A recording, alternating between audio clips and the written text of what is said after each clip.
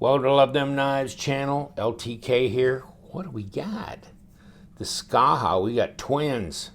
Twins. I didn't even put out the announcement. But let's have a party with the Skaha.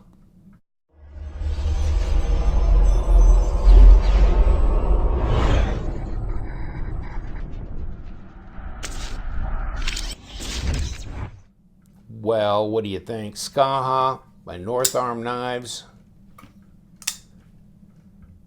Right here. Made in Canada. They've got these little mill grooves on the blade. You can feel. S35 VN steel. Various colors G10. Open design. No backspacer.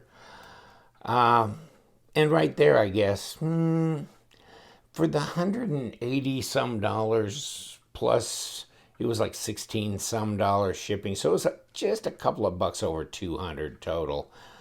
I'd really like to have a backspacer. I think it deserves it. But this is open design, easy to clean and all that, but I just think that's kind of a finished look. Let me see. Well, just like my Bestech Swordfish, it's nice to have a backspacer. I don't know. I just think it adds a little something. Of course, my Recon one, well, it's got to, but that's the way it rolls. So, yeah. Nicely contoured G10 scales. I like this. I like this jade. I guess these were my two favorite colors. This one I didn't buy from North Arm Knives. I got this from a viewer who was just selling some knives. And so I bought this from him like, oh, yeah, I do want it. Yeah, I do.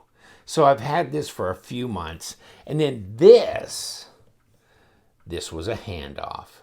Yes, it was. Really nice. Thank you so much for the handoff. Nice and centered. No lock rock, no blade play. Nothing fancy on the pivots. Just standard hardware here. Lanyard hole. The pass-through is easy to get to. And the action's really good on these knives. Fairly light blade. In fact, you know what? I don't think I've ever done this. Why? I don't know. Guess I was saving it for you guys. 0.97 of an inch. That's not real heavy blade stock. 2.5 millimeters. Yeah. So it's fairly thin. So it ought to be a pretty good slicer. Can't remember ever cut testing with this one. Okay. Nice. This one. Now, this one I got used, but I don't think it was ever used. If that makes any sense to you. Now, I don't think he ever cut anything with it. I think he bought it. He had it in a box. He had a bunch of other knives. And so I got this one basically brand new in the box, in this box here. And you get them in this box. See, you get them from North Arm Knives, and somewhere around here it says what they're shipping to you. Skaha 2-folding knife. And, you get paperwork. Congratulations. And their business cards. And it comes in this little plastic piece. And I don't know where they're coming up with this stuff, but they're coming up with a lot of, it looks like bird's nest material, but this is what they pack it in. So, it's not my favorite packing material. Been nice to have a little zipper pouch or something that said Skaha or something to that effect would have been nice. And the thing is, no, they're not $200. They're less than that. And of course, this is the version 2, if I didn't say that before. $186.75 USD, and then it's another 16 something for shipping. And here they're going, it's identical to its predecessor with the notable exceptions of a new pocket clip, slightly smaller flipper tab, and a more generous sharpening choil. But yes, they're sharp out of the box. I mean, at least they're made in North America somewhere. I think that's nice. And, oh, by the way, you know, the action's really good on them, as I said maybe before. Flipper tab, no thumb studs, no other way to really open the knife. So this is your deal right here. Let me see this other one, see if I can tell a difference between. This is the newer one. That's really close. For such a light, slender blade, the drop is incredible. It really is. There's a lot of small knives I've had, and they don't drop like this, and I don't know that that's that important in any case, but it just seems so odd to me that it drops so nicely. And I'm sitting there going, what do you think they put in the middle of this thing to make it like that? So I took it apart. I guess I should have done it on camera, but I didn't. I took it apart and just, you know, just regular run-of-the-mill bearings. There's your regular run-of-the-mill, you know, steel washer, of course your blades stop, that kind of thing. And then this steel reinforcement here, over here for the lock bar. So they didn't do a full, you know, lock bar like a lot of knives have. They just did this. And so it's supported on the other side by the pocket clip screw here. And take a look. That's not a detent ball. And you've probably seen this because you've probably seen a video on somebody actually disassembling it. But see, there's your detent. Took a little closer picture there. You can see the machining marks up and down here, all that. But that's what that is. Really strange. And of course, Brian Nadeau doesn't use a detent ball per se either. I have his Evo Typhoon, which was, yeah, made by Riot, but it's still using his kind of version of the detent piece. And so there's a better shot of that. I did send it in to Kurt in Pennsylvania to have him test it. So he shot it with the PMI gun to get the printout. Yes, it's real S35VN. What a shock there. But the HRC was 57.6. This was this blue one here. If you'll see the little HRC divot there. So yes, this was the one that was tested. This one did not get tested, and I'm contemplating sending this in as well because you know there's going to be variances in the heat treat, and I know this is an earlier production piece than this because I think they make them in small groups, and obviously this, you know, Richard had this one for probably a year or more before this was ever produced. The preferred HRC is 58 to 61. So this actually gets put in the yellow zone, which is low. And this is the most current.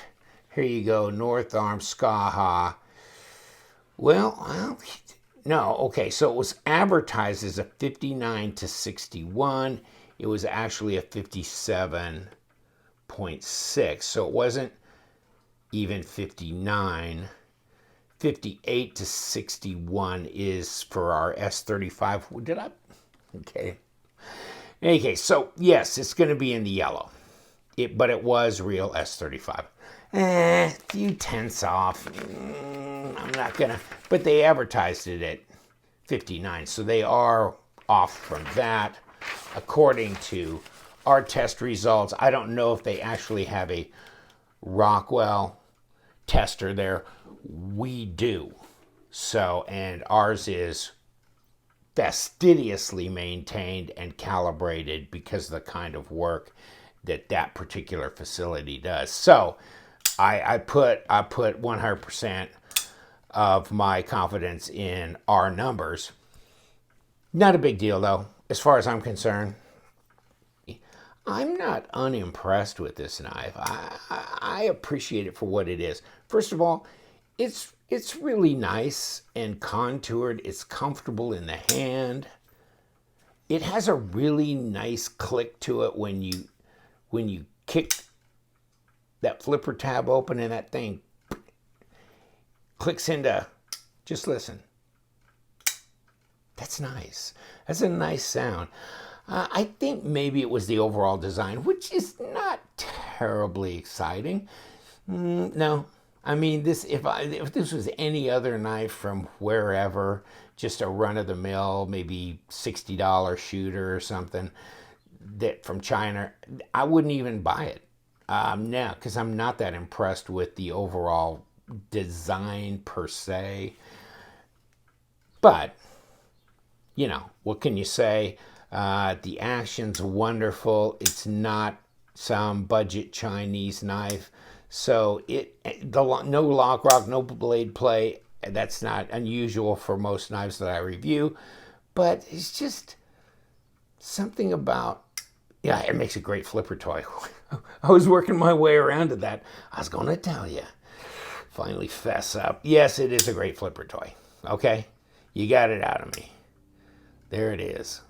Whew, man, that's nice. It really is. And both these knives are pretty good. Detent is very appropriate. And you know what? It's appropriate considering the fact that you have no other opening options like thumb studs or cutaways or something where you can finger flick or whatever. Because if you did, this might be considered a little bit on the stiff side.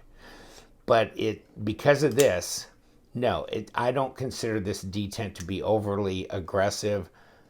I think it'd be perfect, actually, for this knife. And I'd give it up.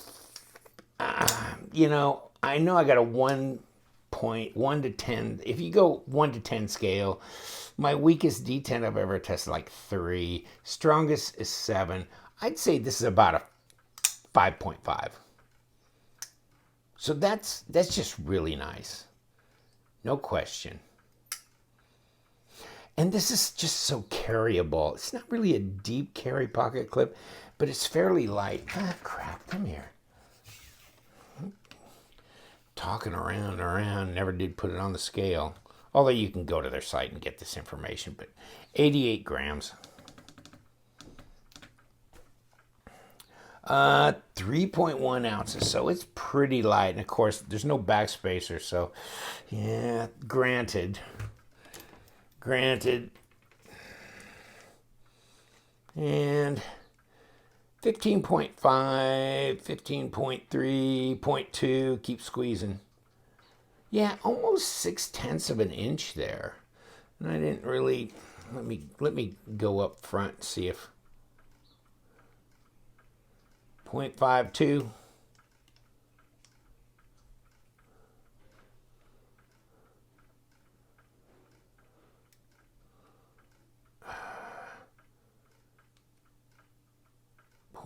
.55, so maybe a little fatter at the tail than it is up front. How about that, huh?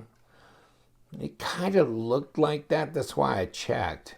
Most knives, I don't. I'm starting to teach myself to do that, though, because with these contoured scales, it's a little tougher.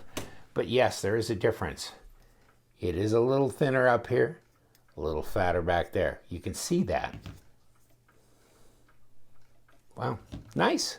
I think that's a nice detail. And yes, I mean, it's so comfortable in the hand. Yes, it is. Reverse grip, same way, good. I mean, it's kind of got a generic type of overall design that's sensible, usable, and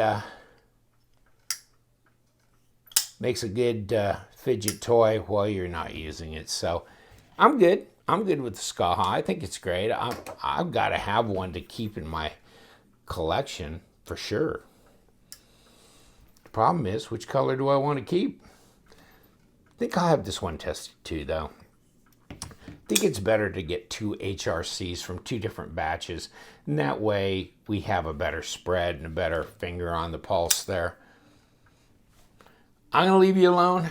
Sorry I got around to weighing it and doing the width of the contour and stuff so late in the video, but things as they come to mind, I get to them.